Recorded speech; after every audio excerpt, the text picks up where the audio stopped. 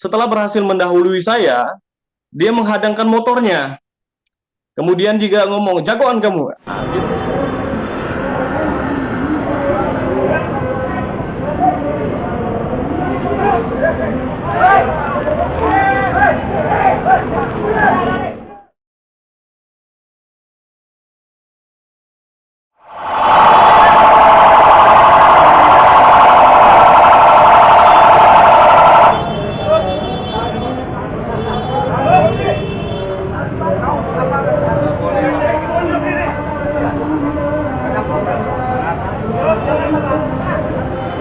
Setelah pulang di flyover Pondok Kopi, saya dikelakson oleh orang yang tidak dikenal. Tidak dikenal, kemudian juga motifnya apa saya juga tidak tahu. Dia mengklakson saya, padahal di sebelah kanan saya itu masih ada jalan, gitu. Di sebelah kiri saya tentu saja tidak bisa bergeser ke kiri karena ada motor lain di sebelah kiri saya. Selanjutnya, setelah berhasil mendahului saya, dia menghadangkan motornya. Kemudian juga ngomong, jagoan kamu. Ah, gitu. Beberapa kali, sampai 3 kali dia menghadangkan motor. Saya bilang, saya tidak mau berurusan dengan Bapak, saya ini baru rumah sakit, saya mau makan, saya mau pulang. Saya tidak ada urusan dengan Bapak, saya tidak mau berkelahi di jalanan. Saya bilang begitu. Terus berulang kali sampai dia ngomong kasar, dia bilang, kamu gitu kan. Ya, kita balas spontan kan, akhirnya kita jalan terus, karena saya tidak kenal siapa orang itu. Lanjutnya, untuk keempat kalinya, saat tiba-tiba dari samping saya langsung ditendang. Saya memang sengaja berjalan pelan, bermotor itu pelan. Kenapa? Saya curiga dia membawa sajam di belakangnya. Ini kecurigaan saya, soalnya dia tangan dia sebelah kiri itu selalu ke belakang gitu, seolah-olah ada senjata tajam. Biasanya kita yang dari kampung-kampung ngerti lah soal-soal beginian gitu.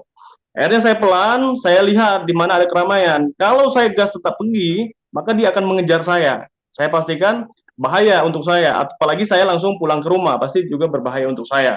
Akhirnya saya setelah terjadi apa namanya penerjangan tersebut, saya melakukan perlawanan juga, saya tendang motornya ini. Nah, kemudian yang bikin saya kaget, teman-teman media semua, yang nendang saya tadi ternyata bukan orang yang mengklakson, tapi adalah oknum TNI yang belakangan kita ketahui dari Angkatan Udara, gitu. Saya kaget tanpa ada klarifikasi, tanpa ada macam-macam, padahal saya tidak ada urusan sama sekali dengan orang yang pertama, apalagi sama TNI-nya. Saya sempat merenung sambil apa namanya dihajar itu, apa ada urusan keluarga, apa-apa, saya tidak tahu.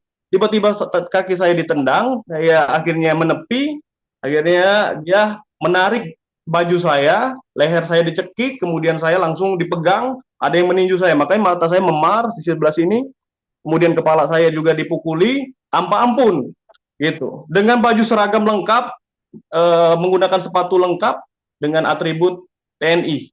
Saya ingat persis gitu. Saya tidak tahu apa motifnya.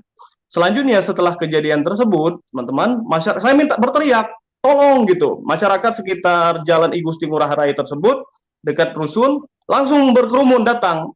Tapi naasnya saya ikut dipegang. Saya juga berusaha untuk mengamankan laptop saya karena kan di situ banyak data-data dan sebagainya, dokumen kuliah dan lain sebagainya. Banyak. Saya coba untuk mengamankan itu. Berikutnya, teman-teman semua, dia orang yang mengklakson tadi terus saya dengar itu memprovokator. Dia memang tidak melakukan pukulan tapi dia memprovokator, mati kamu gitu. Jadi dia sambil berteriak seolah memanaskan suasana. Saya tidak tahu apa motifnya. Akhirnya saya juga bergeser dari tadinya di tepi jalan raya, akhirnya bergeser ke jalan masuk ke perumahan. Saya bergeser, itu yang ditangkap oleh CCTV. Saya bergeser berjalan, tapi tetap didatangi. Saya tidak lari karena saya tidak salah. Saya tidak lari, saya tidak kabur, saya merasa tidak salah. Saya hanya berupaya mencari pertolongan. Saya berminta tolong untuk motor saya segera diamankan, minta tolong motor saya segera diantarkan ke saya, kepada warga masyarakat. Tapi warga masyarakat, saya pikir ya, terjadi psikohierarkis ketika melihat baret loreng atau melihat baju loreng, mereka takut gitu. Jadi yang diamankan cuma saya, yang itu hanya ditahan-tahan saja. Tapi alhamdulillah ada pertolongan lah dari masyarakat bisa menghalau. Kalau tidak ada masyarakat, mungkin upaya menghilangkan nyawa orang lain itu terjadi gitu. Karena dia sudah kelewat batas, tidak ada lagi celah untuk saya menyampaikan apa maksud dan motif dia, karena saya tidak merasa menyenggol, apalagi belakangan ada kata-kata perselisihan. Tidak ada sama sekali, saya pastikan tidak ada sama sekali perselisihan di jalanan, karena posisi saya itu jelas. Kalaupun ada, misalnya ya, saya pastikan tidak ada. Kalaupun dia mengatakan, tidak ada dasar dia untuk menganiaya saya, apalagi mengeroyok saya, sampai dia mengatakan, saya ini tentara, mati kamu ya, katanya. Gitu.